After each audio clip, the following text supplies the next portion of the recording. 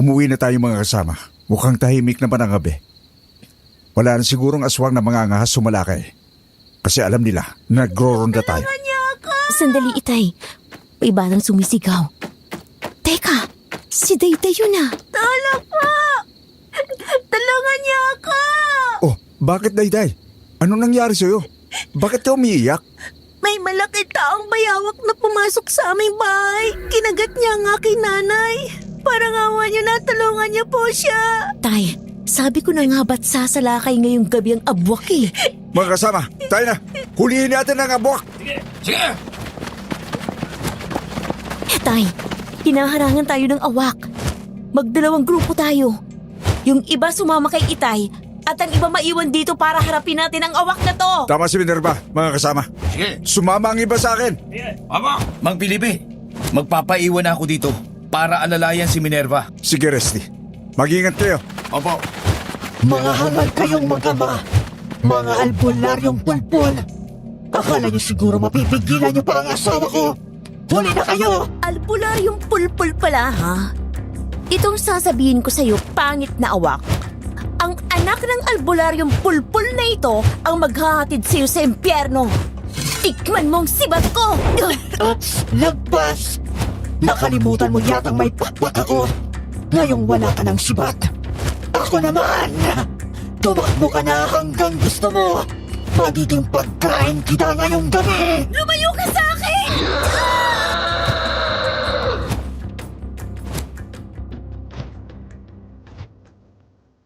May mga pagkakataong nagtatanong tayo sa ating mga sarili.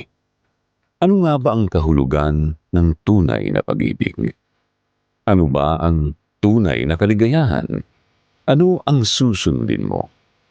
Ang sigaw ba ng isipan o ang bulong ng pusong nagmamahal?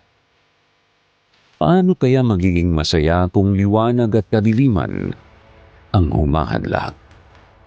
Ang mga tanong na yan ang madalas itanong sa aking sarili, Sir Jupiter, noong mga panahong hindi ko pa alam ang kasagutan. Itago niyo na lang po ako sa pangalang Minerva. Nakatira po ako sa isang malayo at liblib na baryo dito sa Antique. Gusto ko pong i-share sa inyo ang aking naging karanasan tungkol sa mga aswang. Hindi para siraan ang mga tao dito sa aming baryo, kundi para makuha ang opinyon ng lahat nang makakarinig sa aking kwento. Kung tama lang ba ang ginawa ko na sinunod ko ang bulong ng aking puso kaysa sa sigaw ng aking isipan na naging dahilan kung bakit mula noon hanggang ngayon ay hindi ako matanggap ng aking ama. Kayo na po ang humusga kung tama ba o mali ang naging pasya ko. Nangyari po ito noong ako ay 25 anyos pa lamang. Mag-iwan po kayo ng comment pagkatapos yung madinig ang aking kwento. Pero bago ako magsimula, gusto ko lang itanong sa inyo kung naniniwala ba kayo sa aswang? Paniniwala ba kayo kung sasabihin kong ang aming baryo ay minsan ng pinamugaran ng mga aswang at mangkukulam at yun ang dahilan? Kaya bilang anak ng albularyo, ginawa akong manunugis ng aswang. Minerva! Yumuko ka para hindi ka niya batagin! Yun ang nga gagawin ko, Resty. Ang ingay mo. Hindi mo ko maisahan hanggang na bata ka! Kahit yumuko ka pa, magagawa kitang tagidin at ilipad sa ere para dito kainin! Ayan na ako! Lumipad ng pabulusok ang awak patungo sa akin. Sinadya kong magpatira pa. Nang malapit na sa akin ang awakay, humiga ako sa lupa. Nang hawakan ako ng awakay, saka ko inilabas ang benditadong patalim na nakatago sa aking bewang. Inalis ko yun sabay na at bigla kong itinarak sa dibdib ng awak. Hindi na niya nagawang makailag dahil ang totoo ay nagulat din siya. Sapul siya sa mismong tapat ng puso niya. Ano ka ngayon? Akala ko ba hindi kita maiisahan? Inakala mo ba talaga nagtatakbo ako sa takot? Ginawa ko lang yun para magpahabol sa'yo. Nagpatira pa ako para ikaw ang lumapit sa gayon ay mahuli kita. At hindi nga ako nagkamali sa mga plano ko. Napaniwala kita. Tikman mong patalim na to! Hangal ka! Nasaksak mo ko! Sumpain ka! Benditarong patalim na yan. Sino mang kagaya mo ang tamaan yan? Tiyak na mamamatay! Minerva! Minerva! Ayos ka lang ba? Oo, ayos lang ako, Resty. Mabuta't gumana ang plano ko. Salamat din sa'yo at nakisakay ka sa drama ko. Paniwalang paniwala tuloy ang awak. Mabuti na lang at napatay mo siya. Isa yan sa pinakamahirap na kalaban. Dahil nakakalipad siya. Kailangan na nating sundan si Itay. Isa ring mahirap na kalaban ng abwak dahil makunat ang kanyang balat. Bukod sa malakas ay mabangis ang mga kagaya niya. Mga kasama, tayo na. Sundan natin si Namang Felipe.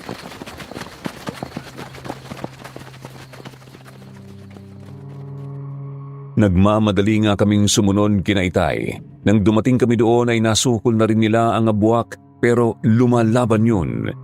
Isa na nga sa mga kasamahan naming nagro-ronda ang nakagat ng abwak. Mabuti at sa braso lang yun nakagat pero wala nang pagkakataon ang abwak para makatakas dahil napaligiran na ng mga taong naroon. Lalo pa siyang nataranta nang dumating kami.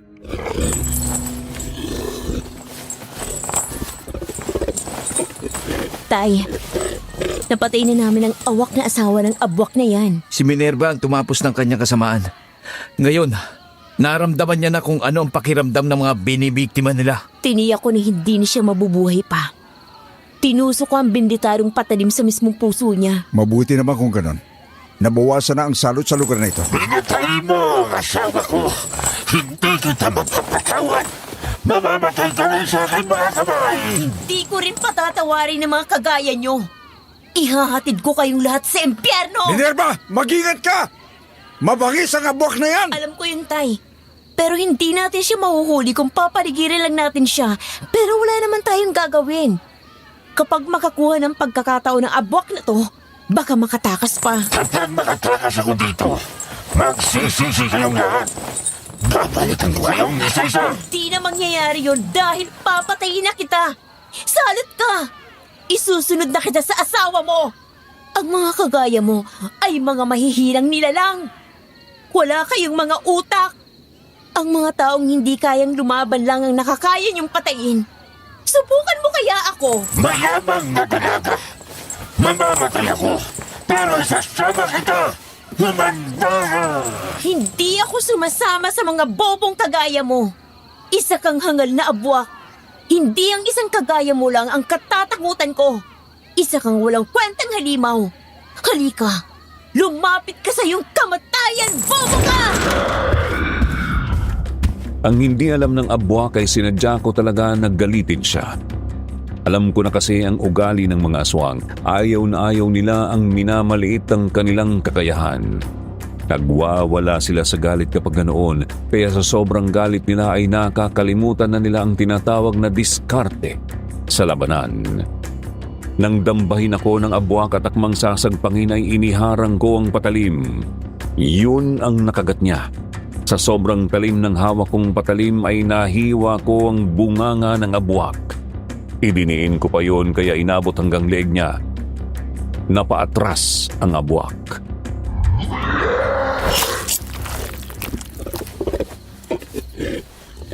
Masakit ba? Ngayong hindi mo na magagamit ang bunganga mo, tatapusin na kita! Tutulungan na kita, Minerva. Tayo na, Rusty. Tapusin na natin ang salot na to. Sige, Ate Minerva! Iganti mo ang itay ko! Patayin mo ang salot na yan! Huwag na akong patayin! Magbabago na ako! Hindi na ako mabibiktima ng tao! Patawarin niyo na ako! Dahil sa iyo na ulilang batang to, hindi kita mapapatawad! Mamatay ka!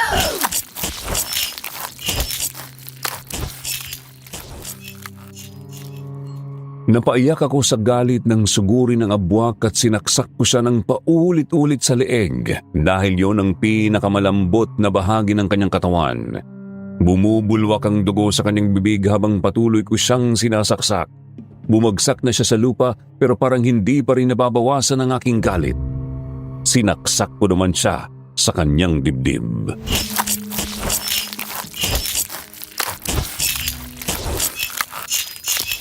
Salot ka! Salot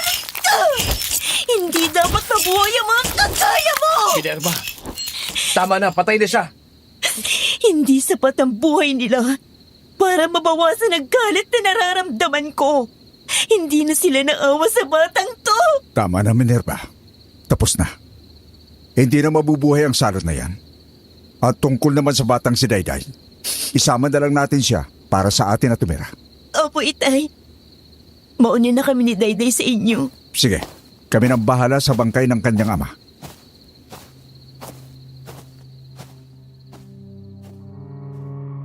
Nilapitan ko si Dayday at hinawakan ang kanyang kamay. Pinahid ko ang mga luha sa kanyang mga mata at saka kami umalis sa lugar na yon. Isinama ko na si Dayday sa aming bahay. Makalipas lang ang halos kalahating oras ay umuwi na rin ang aking ama.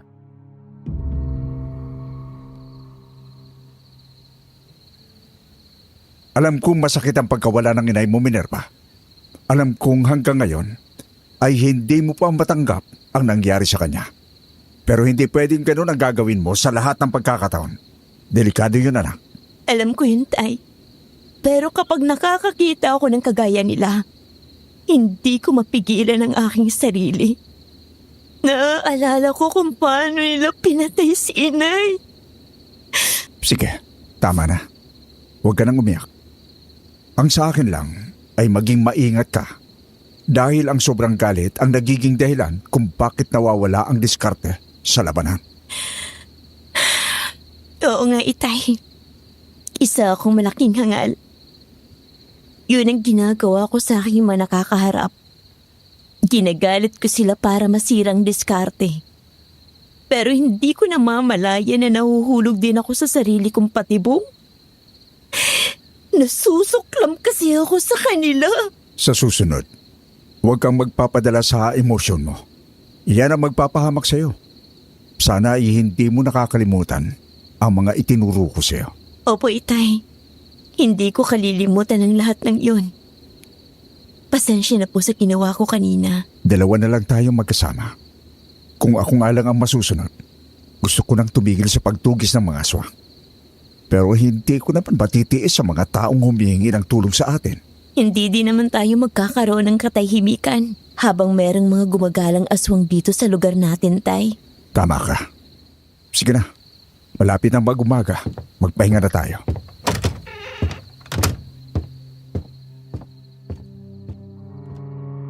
Napabuntong hininga si Itay. Matapos ay nagbunta na siya sa kanyang kwarto, kaya naman niyaya ko na si Dayday sa aking kwarto. Doon na kami magkatabing natulog.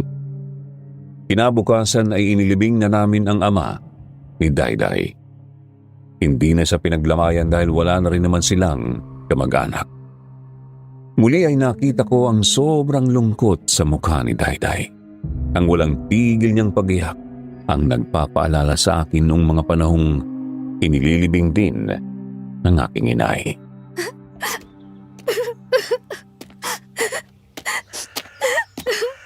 Tama na, Dayday. Wala na tayong magagawa pa. Alam ko na sobrang bata mo ba para mawalan ng mga magulang. Pero kailangan mong maging matatag. Habang merong mga gumagalang aswang dito sa lugar natin, marami pang mga batang matutulad sa amin ni Dayday na nawalan ng mahal sa buhay. Sobrang sakit talaga. Lalo nang nangyari sa akin na habang nagtatago ako sa loob ng baon, pinapatay nila ang aking inay. Kaya ba ganun na lang ang galit mo kapag nakakita ka ng mga aswang? Oo.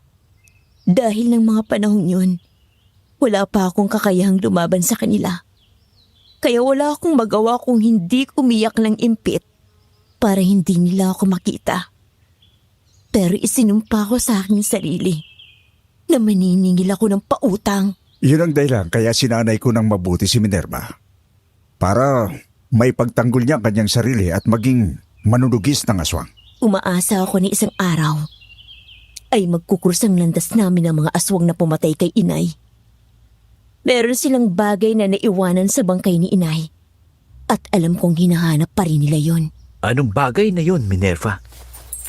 Ang gintong kwintas nito na ang palawit ay gintong mukha ng dyablo.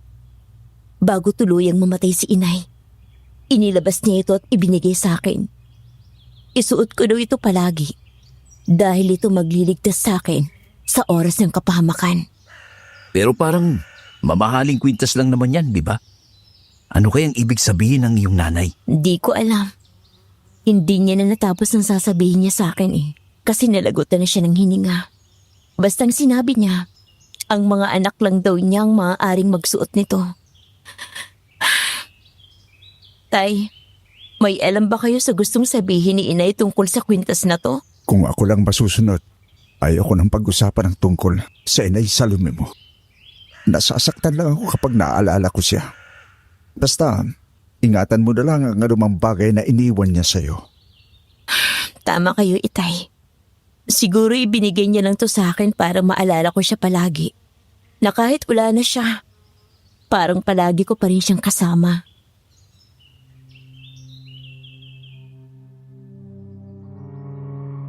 Matapos naming malagyan ng bulaklak ang puntod ng ama ni Dayday ay umalis na kami sa lugar na yun. Naglalakad na kami pauwi. Noon naman namin nakasalubong ang mga taong papunta rin sa sementeryo para maglibing din ng kanilang mga kamag-anak. Buhat-buhat nila ang dalawang kabaong. Tuloy-tuloy na naglakad ang lahat na parabang hindi pinapansin ang grupo namin. Iisa lang ang tumingin sa akin, ang guwapo at machong lalaki na kasama sa mga nakikipaglibing. Tinitigan niya ako. Matapos ay kumindat siya kaya napangiti din ako ng bahagya hanggang sa makalampas na siya sa akin.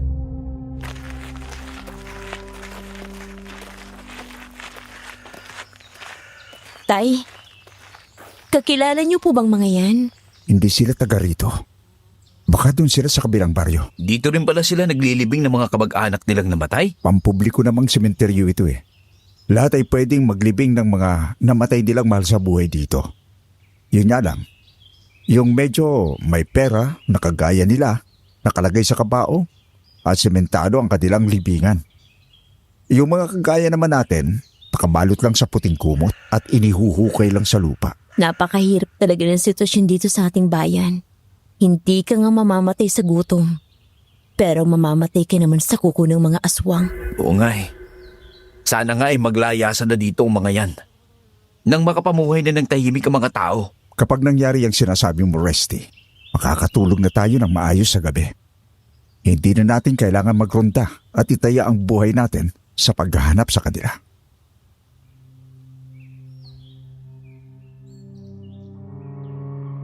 Napabuntong hininga na lang ako tapos ay muli kong nilingon ng mga taong naglilibing ng kanilang mga kamag-anak na namatay. Noon ko muling nakita ang gwapong lalaking iyon na ako rin pala ang tinatanaw.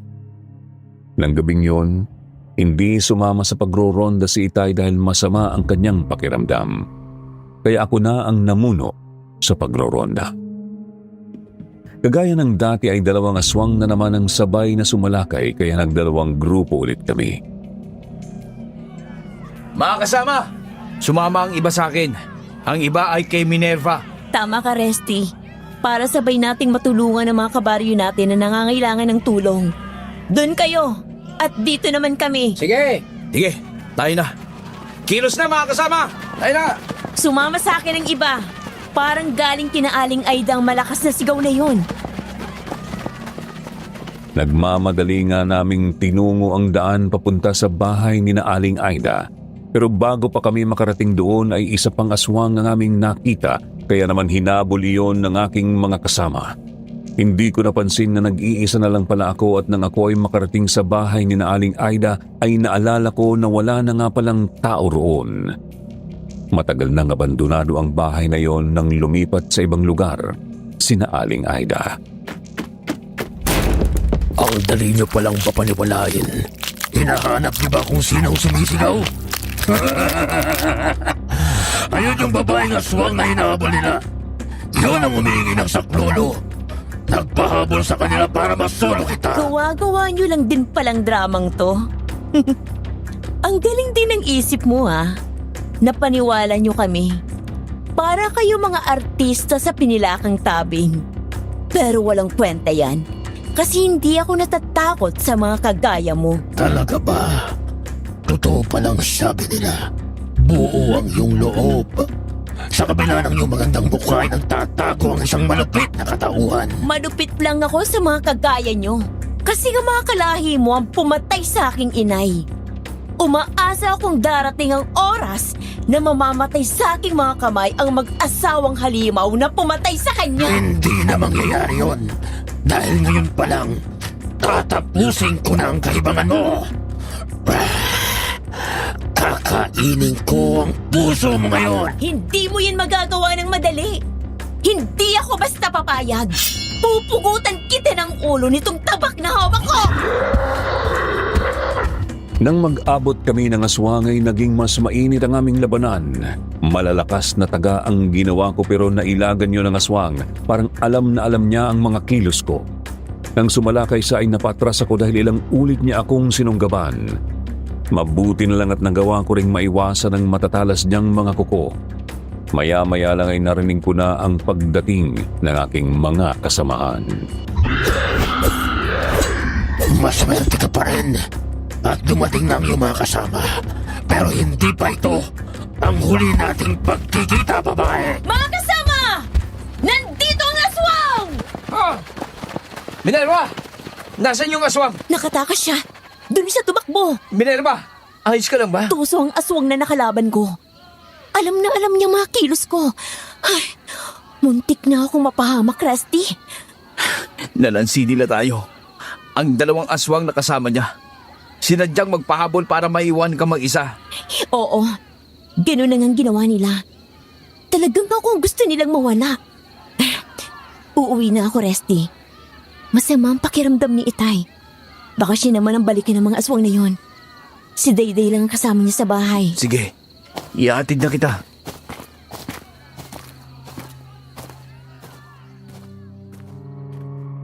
Nagmamadali nga kaming umuwi ni Rusty. Nang dumating ako sa bahay, hindi nga din pala nakakatulog si Itay. Paano nga ay mayroon siyang nararamdamang kakaiba sa paligid. Kaya inikot namin ang aking bahay at nabulabog nga ang mga awak na nakadapo sa mga puno ng nyog at nagmamasid.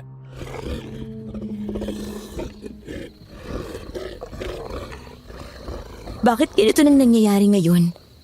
Parang pinamugaran na ng aswang ang baryo natin. Sabay-sabay na sila kung gumala. Hindi lang aswang. Pati mga mangkukulam. Dumarami na rin dito. Kawawa nga yung anak na dalaga ni Mang Bestre. Hindi daw nakakausap ng maayos. Parang nasisiraan ang ulo. Palagi nagwawala eh. Kailan pa yan nangyari, Rusty? Bakit hindi nagpupunta sa bahay si paring Bestre? Kasi po hanggang ngayon ay hindi pa rin nakakakilos si Mang Bestre. Paano nga ay pinalo daw ng kahoy sa likuran at sa tuhod ng anak na dalaga. Kaya yun, hindi makalakad. Ang ginawa naman ng mga kapitbahay ay ginapos sa lubid sa papag yung dalaga. Kawawa naman pala si Mang Bestre. Pati yung anak niya. Kapag hindi yun naagapan, ay baka kung ano nang gawin sa kanya ng mangkukulam. Kaya nga, nung napadaan ako kanina, hinabi sa akin ng kapitbahay na pakisabi ko daw sa inyo ang nangyari. Baka matulungan niyo si Mang Bestre kasi alam nila na isa rin kayong magaling na albularyo. Sige, bukas na bukas din ay pupuntahan natin si Bestre. Sige po, Mang Felipe. Magpapaalam na muna po ako. Mag-iingat ka, Resty. Mga kasama, magsipagpahinga na rin kayo. Baka hindi na bumalik ang mga aswang na yun.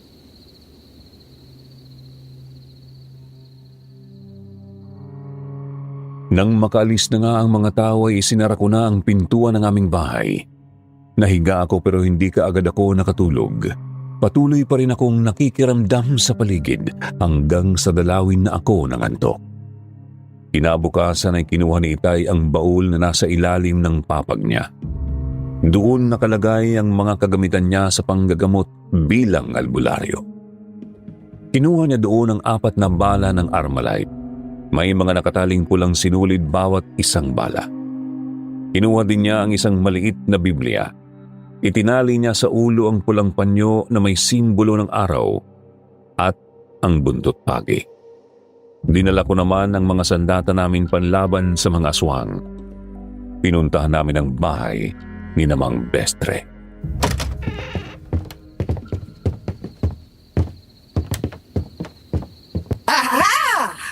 At dumating na nga ang magaling na manggagamot ng bayan.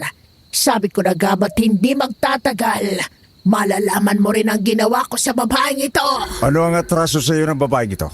Bakit mo siya pinarurusahan ng ganito? Kung ano ba ang dahilan ko, wala ka na doon.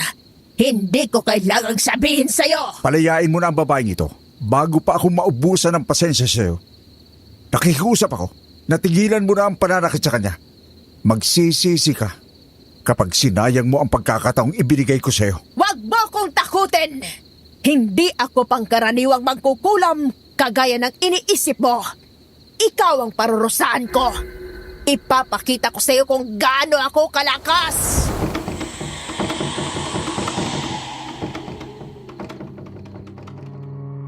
Gulat kami ni Naitay nang biglang lumutang ang papag kung saan nakatali ang dalaga.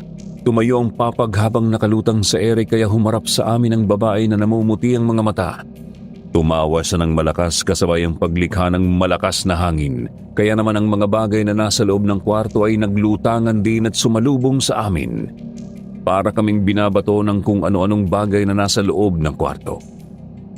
Di nagtagal ay nakawala sa papag ang babae. At para iyong butiki na dumikit sa dingding, saglit na huminto ang hangin.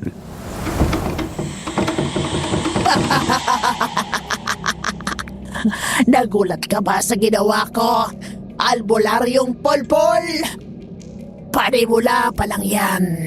Mas malala pa dyan ang kaya kong gawin kapag hindi ka umalis dito! Yan lang ba ang kaya mong gawin? Nakakaawa ka naman pala. Bibigyan pa kita ng huling pagkakataon. Pakawalan mo na ang babaeng yan at hindi kita parurusahan. Aba, talagang matigas ka ha? Pwes, tingnan mo kung gaano kalakas ang aking kapangyarihan! Mag-iingat ka, Tay! Nakawala na siya sa pagkakatali sa papag! Inuubos talaga ng pasaway na mangkukulam na ito ang aking pasensya. Gusto mo ring mahirapan, ha? Sige, ibibigay ko sa iyo ang gusto mo. Babaliin ko ang leg mo! Humanda ka sa akin ngayon! Muli ay nagkaroon ng malakas na hangin sa loob ng kwarto. Alam kong kagagawan iyon na mangkukulam na nagpapahirap sa dalaga, kaya nang muling magliparan ng mga nabasag na gamit doon ay lumipad papunta kay Itay. Pero itinaas lang ni Itay ang kanang kamay kasabay ang pagbulong ng orasyon ay napigilan niya ang mga bagay na tatama sana sa kanya. Ibinalik niya ang malakas na puwersa sa mangkukulam. Lahat ng mga gamit na nakalutang ay tumama sa dalaga. Mumalandra siya sa dingding at bumagsak sa papag. Mabilis ang sumunod naming kilos na itali namin ang dalaga. Ngayon, nasulatan ko na ng pulang pintura ang iyong noo. Hindi ka na makakawala sa akin.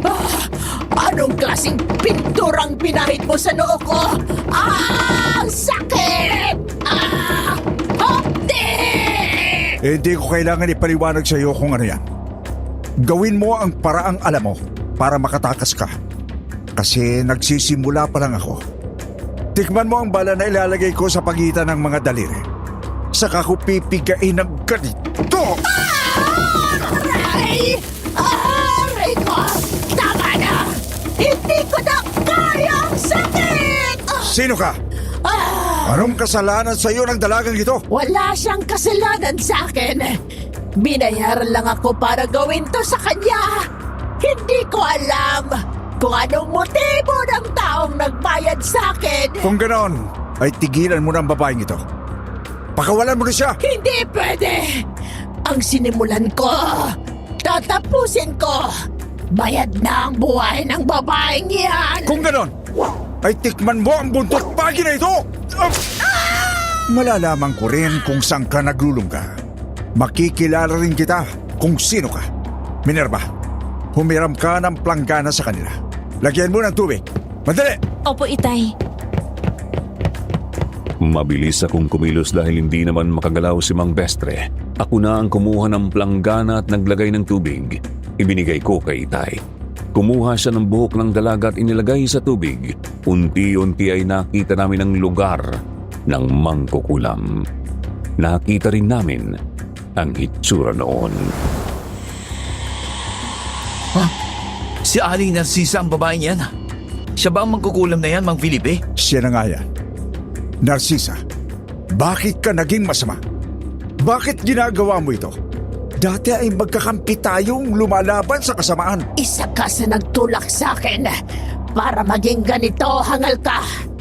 Sinayang mo ang pag-ibig na inilaan ko para sa'yo. Sinaktan mo ko.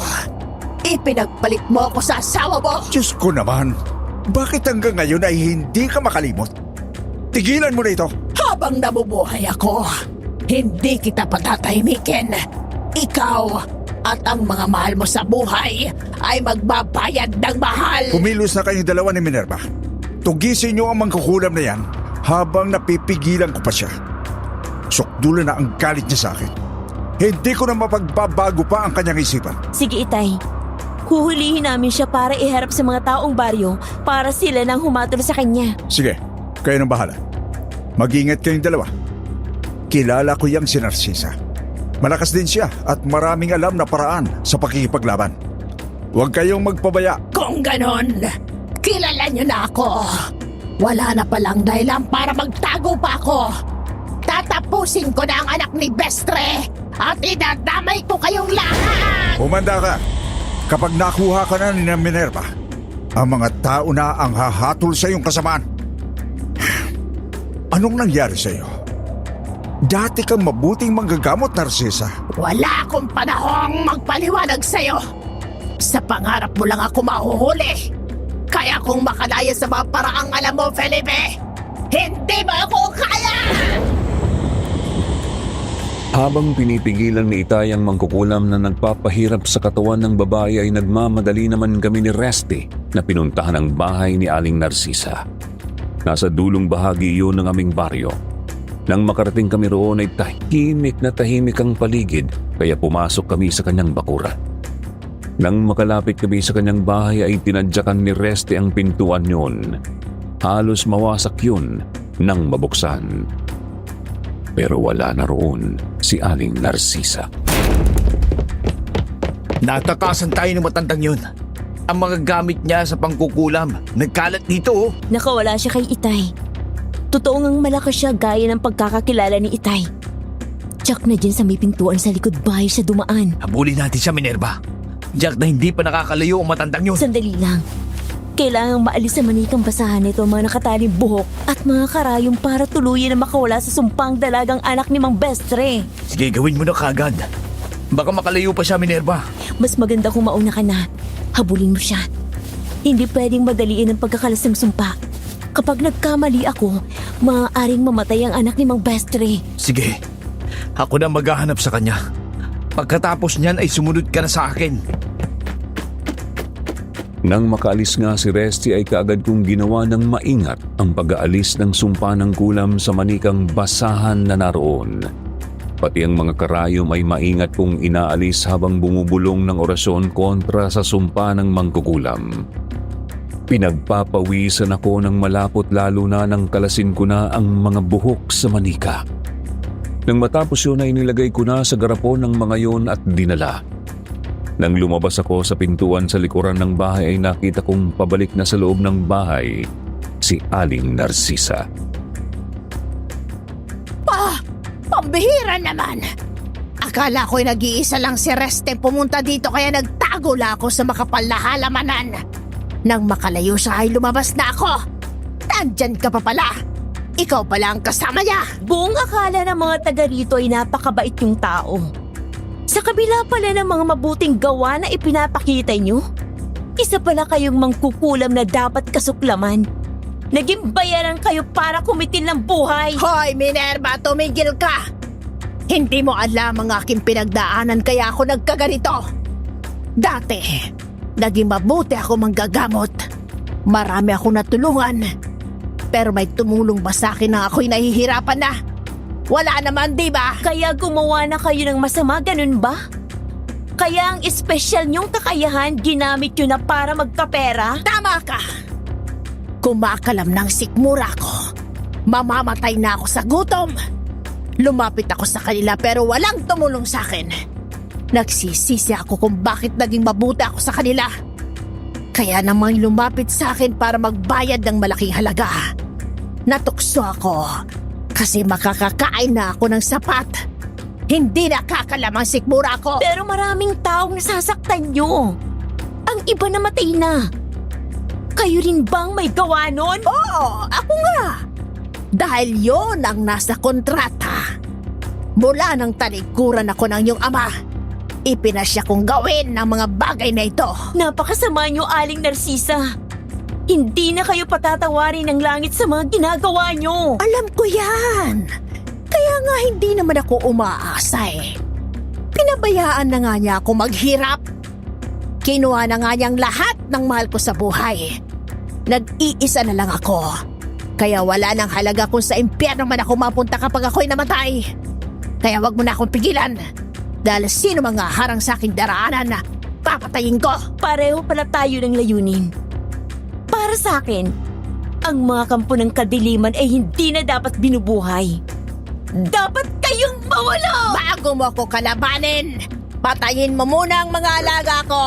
Kapag nakalampas ka sa kanila, haharapin kita at ipapakita ko sa iyo ang tunay kong lakas at kapangyarihan. Nagulat ako nang mapatingin ako sa direksyong itinuro ni Aling Narcisa. Nakita ko ang dalawang malalaking asong itim.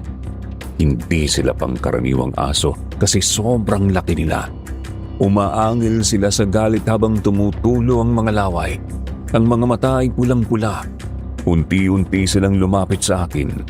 Habang si Aling Narcisa naman ay naglakad na papalayo. Hindi ka makakatakas, Aling Narcisa! Sabihin mo yan kapag nalampasan mo na ang mga alaga ko. Blackie! Brownie! Lapain niyong hangal na yan! Patayin niyo ang bunga ng kataksilan sa akin ni Felipe! Hindi ko natanaw si Aling Narcisa kung saan siya nagpunta dahil ang atensyon ko ay nasa dalawang aso na. Napaatras ako habang kinuha sa aking likuran ng patalim kaya nang halos sabay na sumugod ang dalawang aso ay tumakbo ako ng mabilis para makakuha ako ng pagkakataon. Nang maunang makalapit sa akin ang isa ay hinalihaw ko ng patalim, tinamaan sa nguso. Natigilan yun, muli akong tumakbo, hinabol naman ako ng isa pa.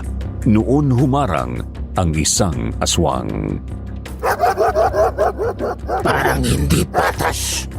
Kung dalawa kayo laban sa isa, kaya tatapusin na kita. Hangal na aso ka! Siya yung aswang niya na kalaban ko kagabi. Bakit kaya niya ako tinutulungan? Pero maganda yan. Madali kong mapapatay ang isa pang aso para mahabol ko na si Aling Narcisa. Hindi wabla sa akin ang isang mahinang aso ulol na kagaya mo. Tapos ka na! Hinarap ko naman ang isang malaking aso. Ilang beses akong dinamban yun.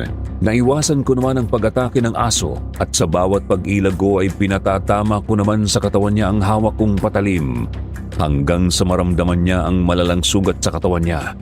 Bumagsak siya at nanghina. Nagulat ako nang patayin din siya ng aswang.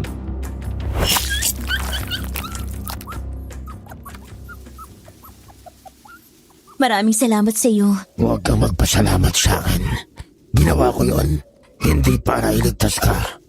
Gusto ko kasi na sa aking mga kamay ka mamamatay. Akala ko pa naman meron kang mabuting kalooban kahit isa kang aswang. Nagkamali pala ako. Wala nga pala kahit isa sa inyo ang may mabuting puso. Anak ako ng aswang.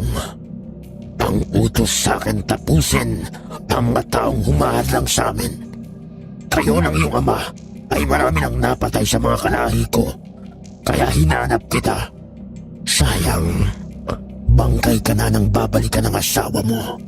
Napakatanga niya. Nagpanin lang siya sa mangkukulam. Hindi ko asawa si Resty. Kaibigan ko lang siya. Hindi ka pa na magaling na chismoso kasi hindi mo alam ang tungkol sa buong pagkatao ko. Tama ka. Ang alam ko lang ay anak ka ng albularyo na dapat mawala sa aming landas. Kaya humanda ka! Mamamatay ka! Ngayon! Ikaw ang mamamatay! Galit na sumugod ang aswang. Dinamba niya ako pero naiwasan ko siya. Sinaksak ko siya ng patalim pero nailagan din niya. Muli kaming naggirian, muling naglaban. Nang makalmot niya ako sa dibdib, nasugatan ko naman siya ng hawak kong patalim sa tiyan. Dahil napunit ang aking damit sa bandang dibdib, ay lumantad ang suot kong kwintas. Napansin kong natigilan ang aswang nang makita yun.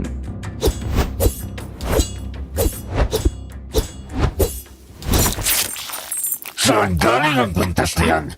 Sabi mo sa akin ang totoo. Sa aking inay Salome. Siyang nagbigay sa akin ito. Bakit mo tinatanong?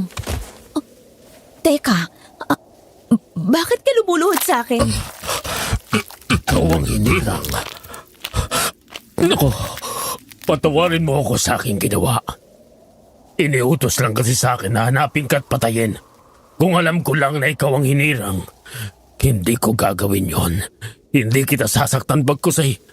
Ipagtatanggol pa sa sino mang mag-aangad na saktan ka. Hindi ko mapapatawad ang ginawa mong pananakit sa akin. Iisa lang ang isinumpa ko sa aking sarili. Sino mang nilalang ang magiging dahilan ng pag-agos ng aking dugo. Ituturing kong kaaway habang buhay. Mapatawad. Hindi ko alam, mahal na hinirang. Huwag kang magalit sa akin. Patawarin mo ako. Aalis na ako. Pero pangako, pagbabayaran kong ginawa ko sa'yo. Huwag kang umalis. Tumigil ka. Patawarin niyo na ako. Napakahangal ko. 2 beses kong pinagtangkaan ang buhay niyo. Isa ka ba sa pumatay sa aking inay Salome? Patay na siya. Sinong pumatay sa kanya? Kung ganun, wala kang alam. Pinatay siya ng mga aswang. Yun ang dahilan kaya galit na galit ako sa mga katulad nyo. Pinatay siya ng aswang. Napakalakas ng loob nila para gawin yun sa kanya. Mahal na hinirang. Aalis na ako. Pero pangako, hindi pa ito ang uli nating pagkikita.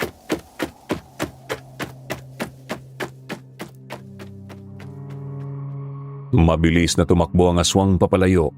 Sa totoo lang ay nalilito ako.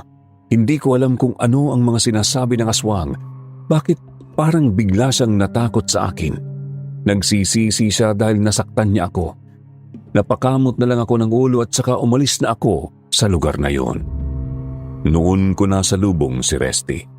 Nalaman ko na hindi na niya inabutan si Aling Narcisa kaya bumalik na kami kay Itay.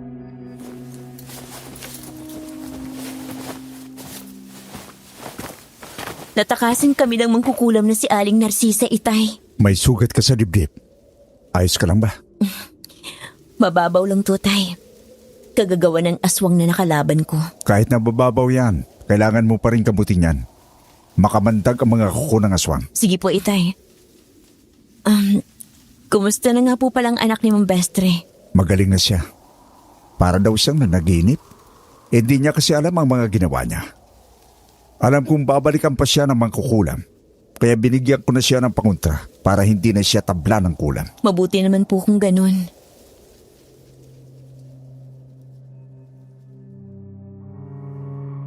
Nang gabing yun, hindi ako makatulog. Kaya binuksan ko ang bintana ng aking kwarto at pinagmasdan ng bilog na buwan. Muli kong binalikan sa aking alaala ang mga sinabi ng aswang, kaya naman hinubad ko ang kwintas na suot ko at pinagmasdan yun. Noon, pumasok sa aking kwarto si Itay.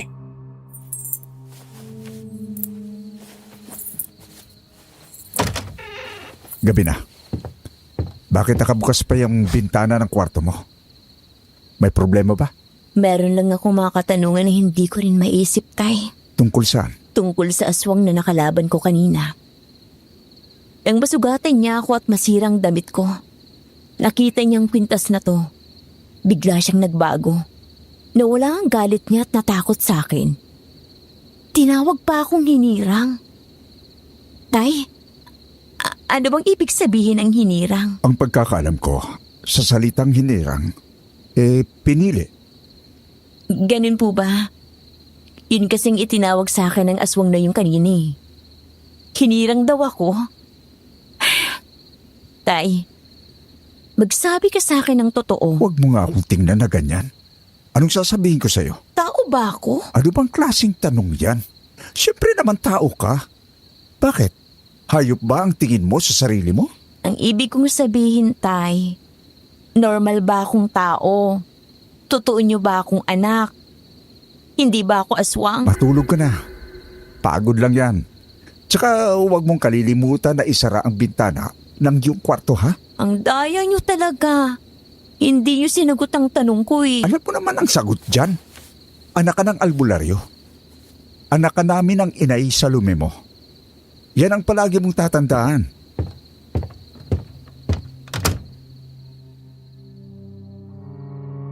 Nang sumunod na araw ay nakasalubong ko sa talipapa ang lalaking gwapo at macho na nakita ko dati sa sementeryo. Hindi kasi sinasadya na nabangga ko siya. Napatingin kasi ako sa isa ring magandang babae na nakasalubong ko. Nabitiwan ko ang bayong kaya kumalat ang mga pinamili kong isda at mga gulay.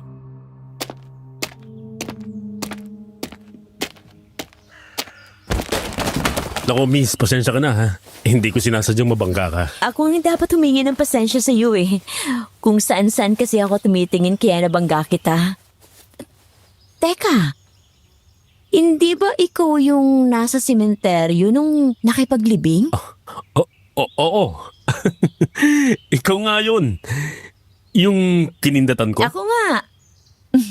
Buti na lang at nakilala pa kita kahit may suot kang salamin. Taga rito ka ba? Naku, hindi ako taga rito. Nagbabakasyon lang kami ng pinsan ko dito sa baryo nyo. Taga kabilang bayan kami. Tama si Gilbert. Nakipaglibing lang kami sa kaanak nung namatay kaya kami nandito. Gilbert palang pangalan mo. Siya bang pinsan mo? Oo, siya si Edna. Ikaw, anong pangalan mo? Siya si Minerva. Paano mong nilaman ang pangalan ko? Kilalang kilala kayo ng mga tao sa baryong to. Ikaw ang anak ng albularyong si Mang Felipe, na asawa ni Aling Salome. Tama ako, di ba? Wala na pala akong dapat na ipaliwanag sa inyo eh. Kilala niyo na pala ako. Wala pa kaming gaanong kakilala dito. Mabuti na lang at nakilala ka namin. May makakasama na kaming mag-ikot-ikot sa lugar na to. Basta kapag kailangan niyo ng tulong ko, puntahan niyo lang ako sa bahay namin. Diyan lang naman sa banda doon. Lalo na kung tungkol sa mga aswang. Alam niyo naman din siguro ang nangyayari dito sa aming baryo. Oo, Minerva. Alam na namin yan. Sige, minsan pa siya lang dyan namin sa inyo.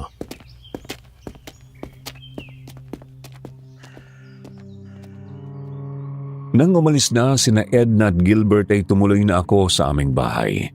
Kaagad akong nagluto ng pagkain namin ni Itay para sa tanghalian.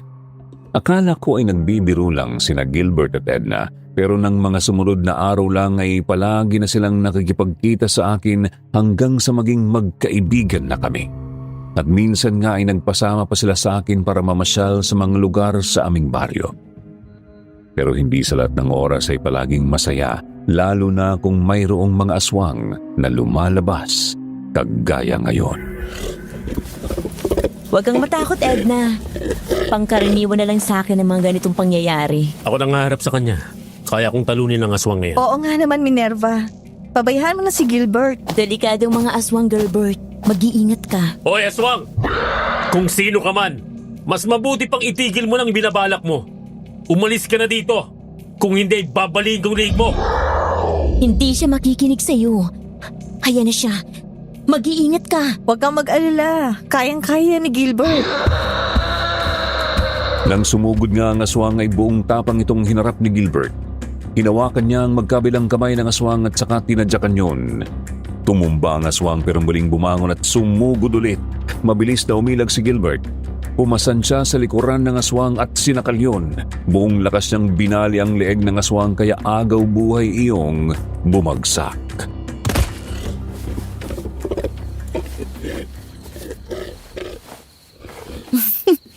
Ang galing mo, Gilbert, ha? Napatay mo siya sa pamamagitan ng kamay mo lang. Marami pang katulad niyang darating dito para tapusin ka. Alam na nila kung nasaan ka. Kaya dapat ka nang umalis dito. Sumama ka sa amin ni Edna para makita mo ang Lola Virgie mo. Oo nga naman, Minerva. Doon magiging ligtas ka. Kapag sumama ka sa amin, mag-aalisan na din dito ang mga aswang na yan. Matatahimik ng baryong to. Wala na mga taong madadamay. Ang ibig mong sabihin, ako lang ang dahilan kaya nagiging magulo dito sa aming lugar, Edna? Oo. Ang mga namamatay dito nadadamay lang. Kung napapansin mo, kapag merong sumasalakay sa'yo na aswang, merong isang aswang na unang gumagawa ng gulo para mabaling doon ang atensyon ng iba. Parang ikalawa, magkaroon ng pagkakataong mapatay ka. Oo, tama ka nga. Lalo na kapag awak at abwak ang sasalakay. Pero bakit ganun? Parang alam na alam nyo ang nangyayari dito. Dahil ikaw ang anak ng dating pinuno namin na si Aling Salome. Matagal na siyang nawala sa aming bayan. Balitang sumama siya sa isang albularyong Tonyo ang pangalan dahil nagmahalan sila.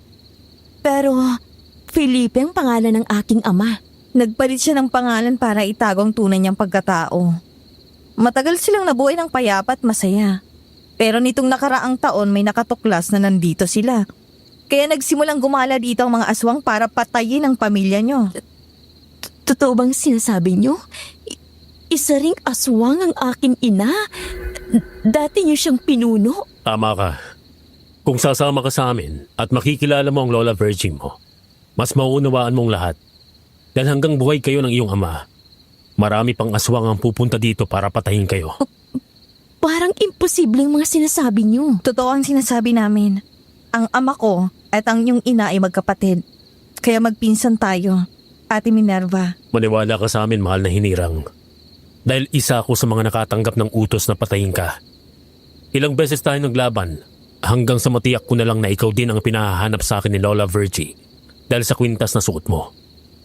Ikaw pala ang hinirang. Ikaw bang aswang na nakalaban ko ng 2 ulit? Ikaw yung aswang na lumuhod sa akin dun sa bakuran ni na Aling Narcisa? Ako nga yun. Pinagsisihan ko ng ginawa kong pagtatangka sa'yo. Pakiusap. Paniwalaan mo kami. Hinihintay ka na ng Lola Virgie mo. Kailangan maihatid kita doon ng ligtas. Kung ipinahanap niya ako, sino naman ang nag-utos sa'yo na patayin ako? Hindi ko alam. May aswang na nagabot sa akin na isang sulat na nagsasabing patayin kita. Galing daw sa isa sa aming mga pinuno. Kaya nang magkita tayo sa sementeryo, kilindatan kita kasi nakikiramdam din ako sa mga naroon kung sino ang kakampi ko at hindi. May lihim tayong kaaway na gustong umagaw ng kapangyarihang mamuno sa mga aswang.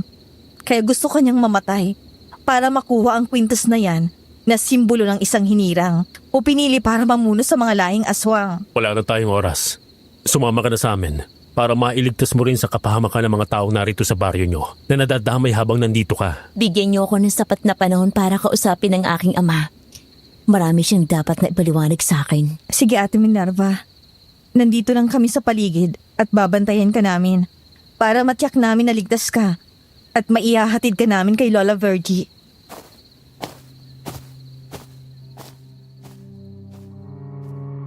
Nang umuwi ako ay kaagad kong nilapitan si Itay. Naghahanda na siya ng pagkain namin sa pagkakataong yon. Napangiti siya nang makita ako, pero nang mapansin niya na tumutulo na ang luha sa aking mga mata ay natigilan siya. Marahang ibinaba ang pinggan na mayroong laman na pagkain sa lamesa.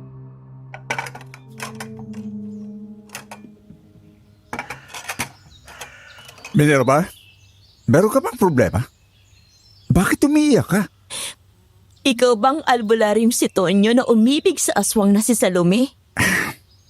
Ano bang klaseng tanong yan, anak? Parang masyado ka namang seryoso ngayon ah. Sagutin mo ako ng totoo, Tay. Gusto kong malaman ang tunay kong pagkatao. Gulong-gulo ng isipan ko, Tay. Kaya sagutin mo ako ng totoo. Ikaw din ba si Mang Tonyo? Totoo bang dating pinuno ng mga aswang ang aking inay bago mo na pangasawa? Sabihin mo sa akin ang totoo. Oo. Tonyo nga ang dati kong pangalan. At ang iyong inay ay pinuno ng mga aswang. Nagmahalan kami kaya binitawan niya ang pamumuno sa mga aswang. Nagpalit ako ng pangalan at namuhay kami ng payapa dito. Pero natuklasan ng mga kalabang aswang na nandito kami kaya pinatay nila ang iyong inay. Kung ganun, totoo ngang sinasabi nila sa akin. Kaya pala naging magulo dito ay dahil sa atin. Kung ganun, apo nga ako ni Lola Virgie na taga-kabilang bayan. Totoo ang lahat ng iyong nalaman, Minerva. Ang kwintas na suot mo, ang patunay na ikaw ang magiging susunod na pinuno nila. Pero paano ko sila pamumunuan? Hindi naman ako aswang. Nasa dugo mo ang pagiging aswang, Minerva. Dahil sa dugo ng iyong ina. Naagapan lang natin yon nung bata ka pa. Kung natatandaan mo, ang mapait na ipinainom ko sa iyo dati, yun ang pumigil sa pagiging aswang mo hanggang sa magdalaga ka na. Kaya hindi ka pangkaraniwang dalaga. Malakas ka. Kung ganun, kailangan kong umalis dito, Itay. Kailangan kong pumunta kay Lola Virgie. Marami pa akong gustong malaman sa aking pagkatao. Kapag bumili ka sa Lola Virgie mo, hahawa ka ng mabigat na responsibilidad. Magiging mas magulo ang buhay mo. Wala din namang pinagkaiba dito, Itay. Hindi rin naman ako matatahimik dito. Konsensya ko pa ang mga taong madadamay ng dahil sa akin. Kaya mabuting harapin ko na to. Hindi ka alis, Minerva. Patawarin mo ako, Itay. Pero ngayon lang ako susuway sa mga utos mo. Kapag bumalik ka doon, hindi ka na makakaalis pa. Hindi ka na nila papayagan. Kapag tinanggap mo naman ang pagiging pinuno nila, hindi kita mapapatawad. Hindi kita tatanggapin. Kakalimutan mo ako bilang ama mo. Patawad, Itay. Pero mas maraming mapipirwisyo kapag nanatili ako dito. Marami man tayong aswang na mapapatay. Paulit-ulit lang din sila magpapadala dito para tugisin tayo. Anak, patawarin mo ako. Kasalanan ko din kaya naging magulo ang buhay mo. Kasalanan namin ang inay mo. Tay, may mga pagkakataon bang nagtanong ka sa iyong sarili? Kung ano nga bang kahulugan ng tunay na pag-ibig? Ano nga bang tunay na kaligayahan? Ano bang susundin mo? Ang sigaw ba ng isipan o ang bulong ng pusong nagmamahal? Paano kaya magiging masaya kung liwanag at kadiliman ang humahadlang? Sinunod namin ng inay mo ang bulong ng aming mga puso. Nagmahalan kami kahit liwanag at kadiliman ang humadlang. At ikaw ang naging bunga niyon. Hindi ko naman kayo sinisisi sa mga nangyari. Pero mas magkakaroon ng katahimikan ng aking puso at isipan kung babalikan ko ang tunay kong pinagmulan. Pabayaan niyo akong puntahan si Lola Virgie, Tay.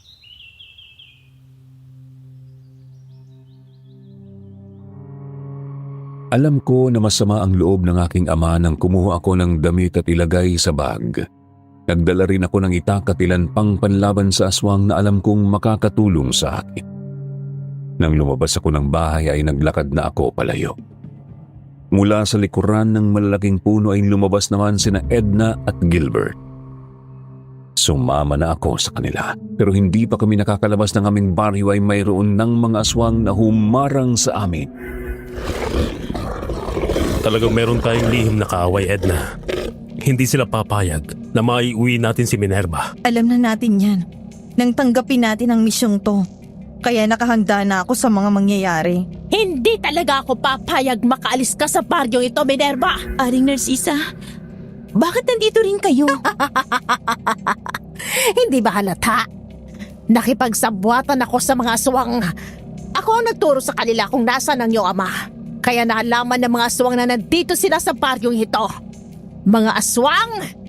Kayo na ang bahala sa dalawang yan! Akin na si Minerva! Kayo palang dahilan ng lahat. Kaya pala nagulong payapa namin pamumuhay.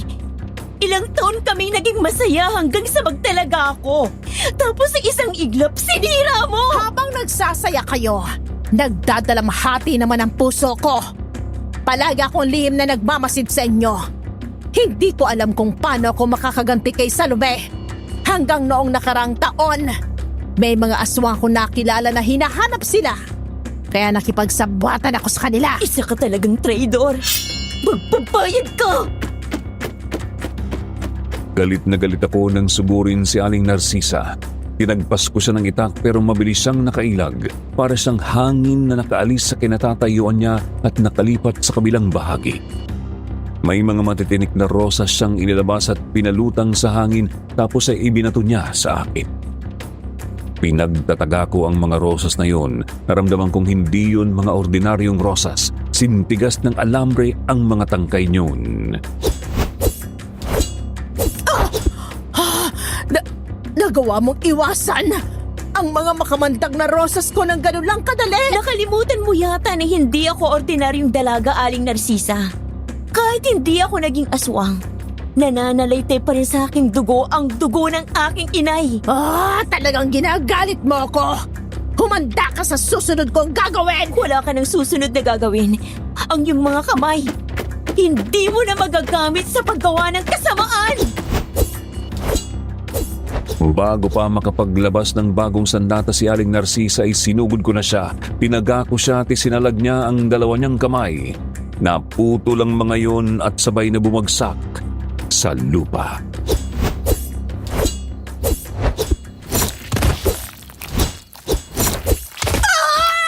Aray ko! Walang iya ka talaga! Ngayong wala ka ng mga kamay, hindi ka na makakapangkulang pa, Aling Narsisa. Hindi ka na makakagawa ng masama. Mga aswang! Tulungan niyo ako! Wala nang tutulong sa'yo. Patay na silang lahat. Gusto mong kainin na din kita? Huwag na, Gilbert. Pabayaan mo siyang mabuhay para pagsisihan niya ang mga nagawa niyang kasalanan. Patayin niyo na lang ako! Wala na akong silbi!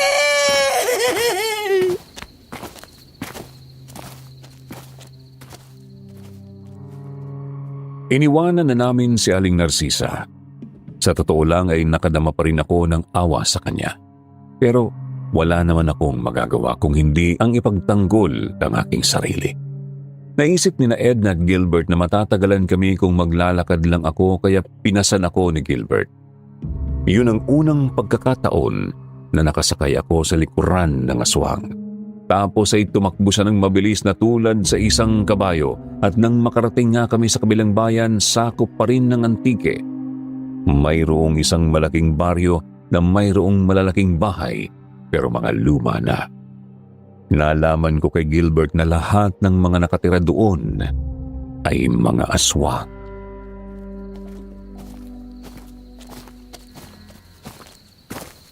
Gilbert! Edna! Ay, siya na ba ang aking apo na si Minerva? Ang anak ni Salome. Opo. Siya na nga po yun. Ay, halika, apo. Bigyan mo nga ng isang mahigpit na yakap ang lola mo. Alam mo bang tuwang-tuwa ako nang malaman ko na nagkaroon ng anak si Salome, kaya ipinahanap ko kayo. Napakatagal na panahon niya akong natiis. Lola Virgie, pasensya na po kayo. Mula sa aking pagkabata ay wala ako nakilalang kamag-anak sa bayang kinalakihan ko. Ang mga magulang ko naman, itinago sa akin ang bagay na to. Huwag kang magalit sa mga magulang mo. Siguro meron lang silang pansariling dahilan kaya ganoon. Nang umalis ang inay Salome mo at sumama kay Tonyo, talagang nagalit ako. Subalit nang mapag-isip-isip ko na kung yun ang magpapaligaya sa kanya, ay hahayaan ko na lang siya. Pero bakit po merong mga aswang na tumugi sa amin at nagawang patayin ng aking inay? Hindi ko yun iniutos. Maraming iba't ibang angka ng mga aswang. Pero iisa lang ang kinikilala nilang pinuno. Yun ay ang hinirang. Ang iyong ina ang unang hinirang. Pero tinalikuran niya ang kanyang tungkulin dahil sa pag-ibig. Kaya merong mga aswang na naghangad ng kapangyarihang mamuno. Mangyayari lang iyon kapag namatay ang iyong inay. Kaya lang, kahit nawala na siya, hindi pa rin nila maaangkin ang kapangyarihang mamuno sa lugar na ito.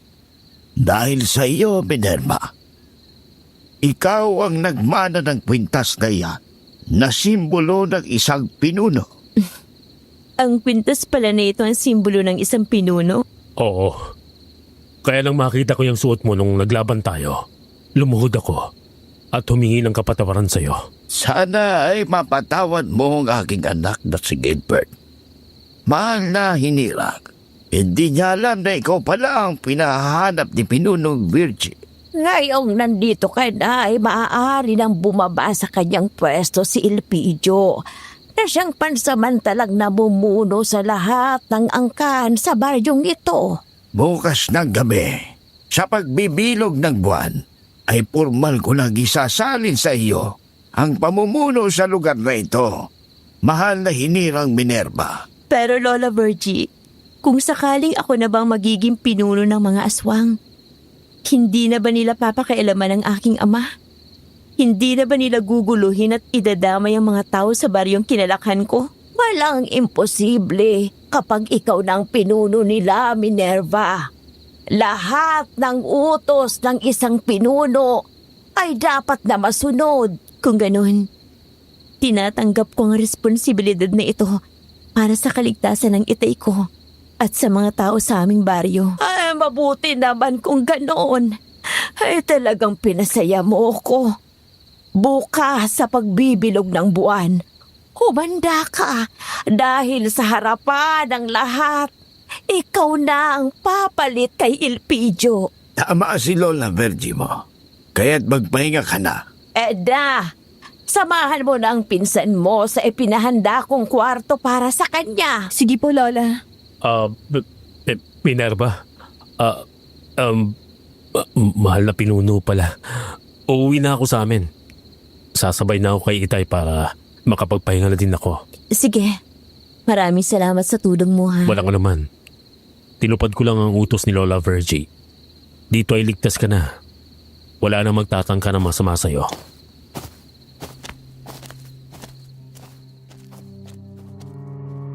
Nang makaalis na nga sina Gilbert at Mang Elpidio ay sinamahan ako ni Edna sa aking kwarto. Napakaganda ng kwartong ipinahanda sa akin ni Lola Virgie. Mayroong magandang higaan. Napapaligiran ng pulang kurtina ang aking kwarto. Sa kanang bahagi ay nakabukas ang pintuan dahil mayroong terrace doon. Marahan kong hinawi ang kurtina at sumilip ako doon. Nagulat ako nang makita ko si Resty. Nasa di kalayuan at kinakawayan ako.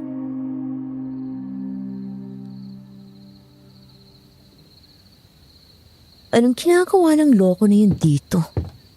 Bakit pa siya sumunod?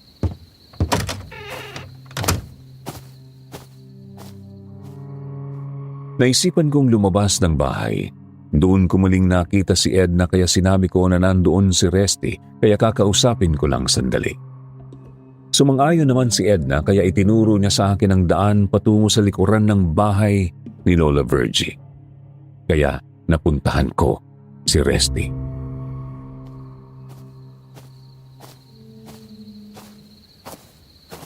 Anong ginagawa mo dito? Bakit mo pa ako sinundan? Hindi ako nag-iisa. Kasama ko Itay mo. Kasama mo ang itay ko. Ayaw nga niya sumama dito eh. Bakit? Nagbagong desisyon niya? Nandun siya sa kakahuyan. Gusto kanyang makausap. Sumama ka sa akin.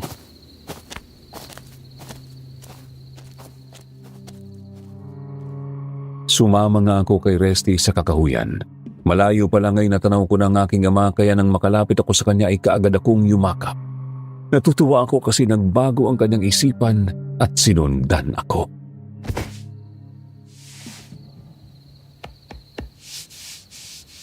Tay, masaya ako nandito ka na rin. Talagang hindi mo rin ako matitiis. Ako, hindi masaya na nandito ka. Anong ibig mo sabihin? Hindi ikaw ang aking ama. Tama ka.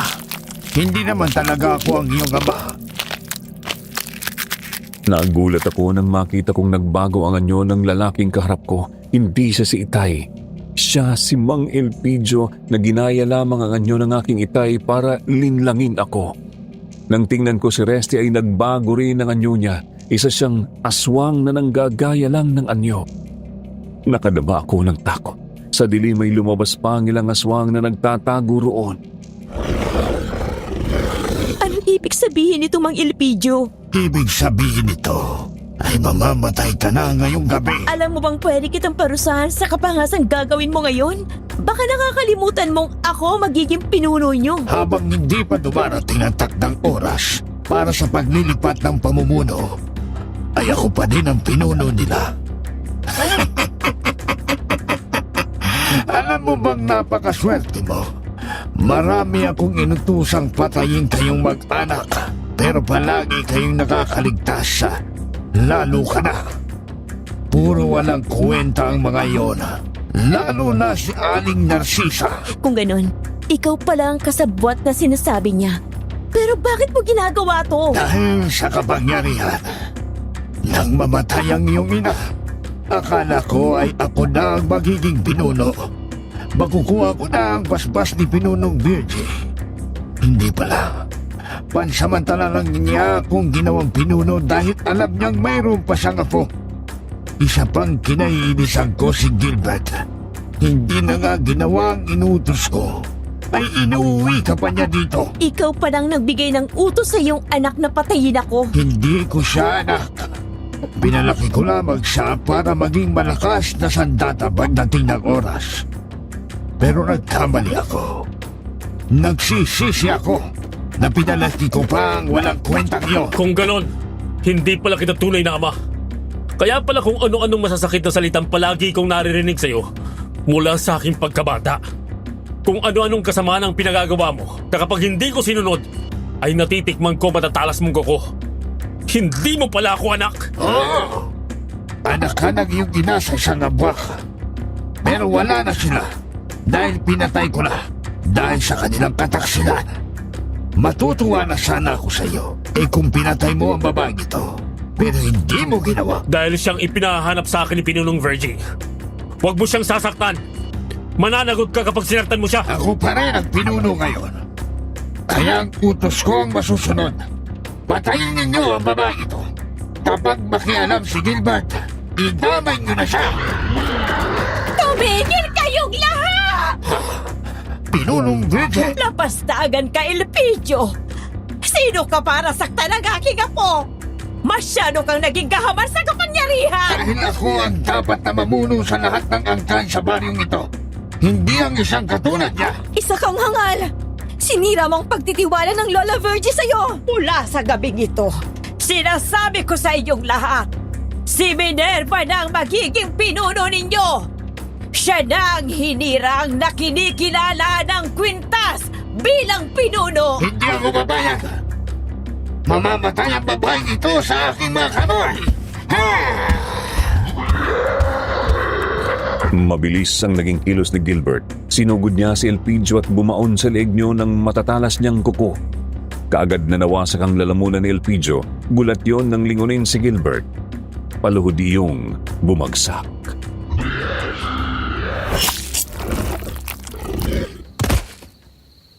Bayaran mo yan sa ginawa mong pagpatay sa aking mga magulang. Hindi ako papayag na ang mga taong itinuturing ko ng pamilya ay sasaktan mo pa. Gilbert, salamat.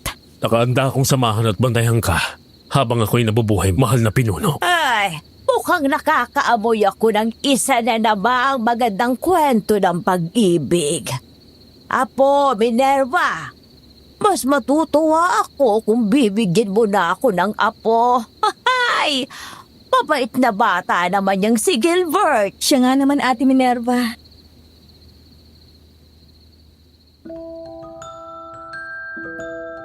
Napatawa na lang ako sa sinabi ni Lola Virgie. Ibinulong pa niya sa akin na noon daw, ang aswang kong ina na si Salome ay umibig sa albularyo. Pwede naman daw na ang anak ng albularyo na kagaya ko ay umibig sa anak ng aswang na kagaya ni Gilbert. Ang binatang aswang na minsan ay naging kalaban ko, subalit ngayon ay makakasama ko at magiging kakampi na sa buong buhay ko. At yan po ang kwento ng aking buhay, Sir Jupiter. Salamat sa pagbibigay daan sa aking kwento. At sa ating mga listeners, comment nga po kayo na tama lang ba ang ginawa kong desisyon sa buhay ko. Maraming salamat po.